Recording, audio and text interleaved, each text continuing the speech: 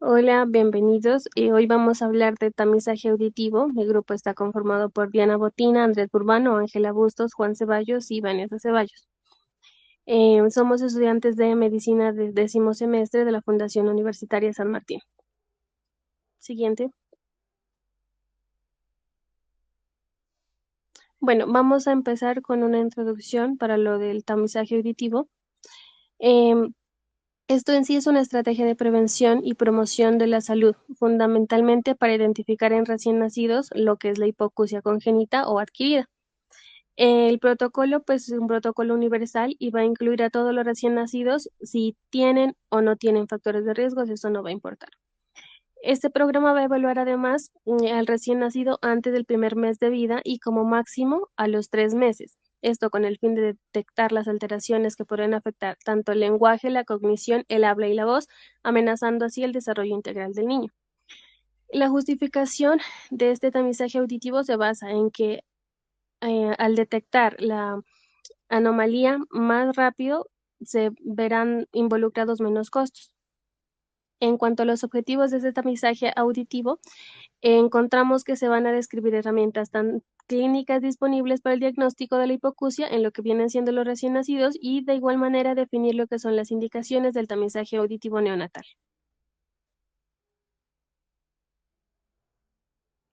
Bueno, el tamizaje auditivo, los factores de riesgo para hipoacusia neonatal se presentan solo en el 50% de los recién nacidos con pérdida auditiva. Si el tamizaje auditivo no se realiza de una forma universal, más del 30% de recién nacidos con hipoacusia no serían diagnosticados antes de los 6 meses. Por eso existen ciertos factores de riesgo para la hipoacusia neonatal. Por ejemplo, están los antecedentes familiares con pérdidas auditivas permanentes o malformaciones cráneoencefálicas. También están las infecciones maternas en el embarazo, ya sea citomegalovirus, por toxoplasma, por rubiola, sífilis o entre otros. También están la exposición de fármacos ototóxicos, ya sea por diuréticos de asa o aminoglucósidos o entre otros. Están también las condiciones neonatales, ya sea como la prematurez o bajo peso al nacer. Siguiente. Por otro lado, también están las infecciones postnatales, como la meningitis bacteriana, asfixias perinatales también, con un Apgar menos de 5 al quinto minuto, o encefalopatías hipóxicas, o entre otras. También están las patologías maternas, por ejemplo, está la diabetes gestacional, la preeclampsia, eclampsia, y también están los síndromes genéticos, ¿no? Que son hallazgos físicos compatibles con síndromes asociados a hipoacusia. Siguiente. Dentro de los beneficios del tamizaje auditivo, el diagnóstico de hipoacusia suele retrasarse mucho cuando no se realizan pruebas de detección. Generalmente, pues los niños con pérdida auditiva se identifican solo cuando ya presentan un retraso, mejor dicho, en el lenguaje, lo cual puede ser hasta las 24 meses en casos graves, si no existe pues un adecuado tamizaje. Las pérdidas leves y moderadas incluso pueden pasar desapercibidas hasta la edad escolar. ¿Por qué? Porque los cuidadores se confunden muchas veces con respuestas reflejas, ya sea estímulos visuales o táctiles. Si no hay intervención temprana, los niños pueden presentar ya sea déficits en comunicación, desarrollo cognitivo, social o también académico. Por eso el tamizaje auditivo universal no solo es clave en la salud pública, sino que también está demostrado que es costo efectivo, con beneficios tanto sociales y económicos importantes. Siguiente. Cuando hablamos de un niño que tiene factores de riesgo, el tamizaje se hace por medio de una técnica combinada que incluye tanto al OEA y al RATEA. Que esto no se hace usualmente de una técnica combinada porque hay sitios especializados donde es muy específicamente donde se pueden realizar estas dos pruebas al tiempo. Pero hay distintas formas de realizarlo, pero siempre es importante incluir ambos estudios. Otra forma de realizarlo es hacer un día la OEA y otro día la RATEA. Eso es lo que se hace usualmente, sobre todo por disponibilidad de equipos. Cuando se hace estas dos es importante porque a los niños que se hacen es los que tienen mayor chance de tener hipoacusia. Entonces, ¿qué se hace si el niño pasa? Si el niño pasa las dos pruebas, se le va a dar de alta y posteriormente se le va a dar un seguimiento. El seguimiento va a variar dependiendo del paciente, que puede ser alrededor de 3 meses. Eh, y también depende si tiene distintos factores de riesgo, como que si es prematuro, si tuvo una estancia hospitalaria prolongada y no tuvo los adecuados cuidados. Si el niño no pasa, podemos repetir las pruebas de 10 a 15 días o directamente podemos pasar a las evaluaciones diagnósticas que ya vamos a hablar más adelante. Pero así nomás aquí al ladito, no sé. Cuando tenemos la posibilidad de realizar ambas pruebas, como pues la de autoemisiones acústicas y potenciales evocados No auditivos, se puede voltear. pueden darse diferentes combinaciones en los resultados. Pues estas no nos van a establecer un diagnóstico Aquí al ladito, definitivo, pero pues sí nos van a hacer una inferencia o nos van a orientar en la evaluación clínica para el paciente. En el caso de que ambas pruebas pasen, podemos inferir que la audición en el niño es adecuada y que tanto la cóclea como el nervio auditivo funcionan correctamente. Si las autoemisiones no pasan, pero los potenciales evocados sí, esto nos puede sugerir que puede haber una alteración en el oído medio, pues ya que pues las autoemisiones son muy sensibles y afectan fácilmente. Por ejemplo, que haya un tapón de cerumen o infecciones leves en el oído. Las autoemisiones pasan, pero los potenciales evocados no pasan.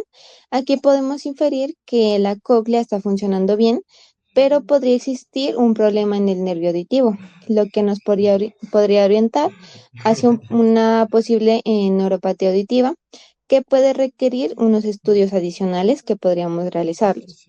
Si ninguna de las dos pruebas pasan, esto podría pues ampliar una gran variedad de posibilidades diagnósticas que podría tener el paciente, por eso debemos realizarle más estudios complementarios. Entonces podría tener una afectación a nivel de la cóclea, el nervio auditivo, el oído medio o incluso puede tener una malformación estructural. Entonces, pues la combinación de de ambas pruebas nos podría aportar una buena información, una pues más completa sobre la condición auditiva que tenga el paciente. No da un diagnóstico final, pero pues sí nos da una guía clara para orientar estudios posteriores y tomar una mejor decisión clínica. Entonces, pues, ¿por qué se complementan estas dos pruebas?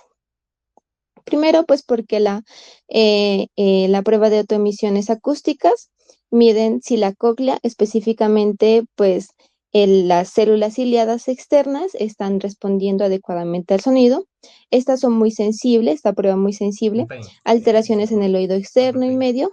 Entonces, pues un tapón de cerumen, un líquido, una otitis serosa se alteran, pues esta prueba, pero pues no van a evaluar la transmisión de la señal más allá de la cóclea.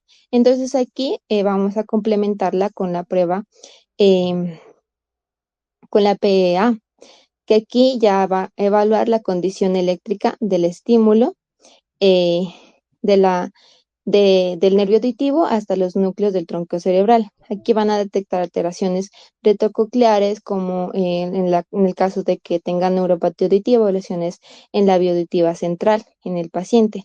Pues aquí en este caso pues no son pruebas muy tan sensibles como las pruebas del oído externo medio, como las OEA. Entonces, si hacemos solo OEA, podríamos pasar por alto neuropatías auditivas o lesiones en el nervio auditivo porque pues la cóclea puede estar normal. Y si solo hacemos PEA, eh, podemos detectar que el estímulo llega al tronco cerebral, pero no sabemos cómo está funcionando la cóclea específicamente. Y pues al combinarlas, tenemos una visión más completa tanto de la vía auditiva periférica y central, lo que nos va a permitir identificar en qué nivel puede estar esa alteración. Siguiente. Bueno, hablando acerca del seguimiento clínico que se debe tener en cuenta, vamos a hablar que lo que se busca es un algoritmo práctico, pues con tiempos clave. Entonces vamos a hablar del principio del modelo EHDI por sus siglas en inglés, que significa el algoritmo o modelo de detección e intervención temprana de la hipoacusia. Un modelo internacional, principalmente desarrollado en Estados Unidos, pero que fue adaptado en muchos países, como lo es el nuestro. el cual establece en sí metas claras de tiempo, pues para garantizar que los bebés con pérdida auditiva sean detectados y tratados lo más pronto posible. Entonces vamos a tener en cuenta el primer mes, fundamental para realizar el tamizaje auditivo en todos los recién nacidos, como ya lo mencionaron anteriormente, 3 meses para confirmar diagnóstico definitivo si hay sospecha o falla en el tamizaje y 6 meses para iniciar intervención temprana. Entonces, si requiere audífonos, terapia auditiva, implante coclear o lo que sea que esté indicado. Vamos a mencionar que en algunos protocolos modernos se habla de una secuencia 1, 2, 3, entonces tamizaje antes del primer mes, diagnóstico antes de los 2 meses e intervención antes de los 3 meses, pues para agilizar aún más el proceso. En sí el objetivo va a ser reducir al mínimo el impacto en el desarrollo del lenguaje, la comunicación y el aprendizaje, pues ya que cada mes de retraso puede significar grandes dificultades en la adquisición del lenguaje del niño. Siguiente. Bueno, continuando en sí como con lo que es el flujo de atención, lo que se debe hacer en el seguimiento clínico, pues mencionar nada más el tamizaje inicial, tal y como lo mencionó anteriormente mi compañero, recordando también los factores típicos o factores de riesgo, antecedentes familiares de hipoacusia congénita, ingreso a UCI neonatal mayor a 5 días o con ventilación mecánica, infecciones maternas como lo es la sífilis, algunos medicamentos ototóxicos, malformaciones craneofaciales, entre otras. La frecuencia sugerida aquí de controles, pues vamos a tenerlo en cuenta de acuerdo al modelo práctico usado en guías internacionales y protocolos combinados. Entonces mencionamos evaluación auditiva y cognitiva y del lenguaje a los 3, 6, 9, 12 y 18 y 24 meses y luego de forma anual hasta los 3 o 5 años en presencia de riesgo o síntomas. Vamos a saber que si no hay riesgo o el tamizaje normal, pues la vigilancia en controles de crecimiento va a ser como habitualmente se hace. Siguiente. Dentro de estos parámetros también es muy importante que hablemos de cuáles son como un repaso de cuáles son las pruebas que vamos a usar y en qué orden. Entonces, solo mencionar que tenemos las pruebas de autoemisiones acústicas, de respuesta auditiva del tronco encefálico automatizada y la de potenciales evocados auditivos del tronco cerebral. Dentro de lo que es el tamizaje auditivo, es muy importante que mencionemos que el marco legal existe y que hay programas en Colombia que lo rigen. Entonces, existe lo que es la ley 1980 de 2019 y algunas normas del ministerio que lo operacionalizan. Encontramos la ley 1980 de 2019, la cual crea y regula el programa de tamizaje neonatal en Colombia, incluyendo detección temprana de hipoacusia y ceguera como derecho de los recién nacidos y establece responsabilidades intersectoriales para garantizar el tamizaje y el seguimiento. De igual manera, tenemos la resolución número 207 de 2024, en donde encontramos disposiciones operativas y definición de actores para el programa de tamizaje neonatal y lo que es el Repositorio Nacional de Tamizaje Neonatal, que prácticamente es una herramienta que nos ayuda a consolidar datos de tamizaje. Entonces, se encarga de la visualización de cobertura por departamento, los tiempos y el seguimiento, y es la fuente oficial para el monitoreo y la vigilancia. Siguiente. Dentro de nuestro panorama actual es importante mencionar que actualmente pues, se ha encontrado que algunos reportes en aumento de la cobertura nacional, entonces podríamos mencionar los años 2024-2025, en donde la cobertura de notificación fue del 71 al 72%, lo cual representa un aumento frente a años previos, aunque con heterogeneidad territorial, ya que muchos departamentos se encuentran por debajo del 80%. Encontramos también algunas cifras conflictivas históricas, ya que hay publicaciones y sociedades científicas que han reportado cifras mucho menores en años previos. Por ejemplo, en el año 2022 a 2023 se estimaba menos del 10% en algunos análisis.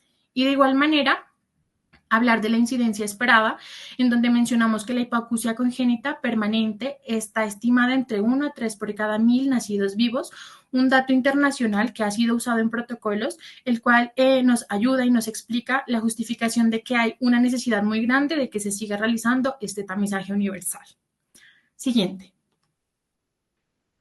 De igual manera, muy importante hablar de cuáles son los retos en la implementación de lo que es el tamizaje en Colombia, en donde encontramos en primer lugar lo que es la cobertura desigual por territorio, ya que encontramos muchos departamentos con baja notificación y acceso limitado, la capacidad técnica limitada, ya que ya sea por falta de audiólogos pediátricos o por falta de equipos, la trazabilidad y el seguimiento, de igual manera el financiamiento y la priorización local y el conocimiento comunitario, ya que hay baja concienciación en parte de la población y en algunos profesionales sobre la importancia del seguimiento de recién nacido con factores de riesgo.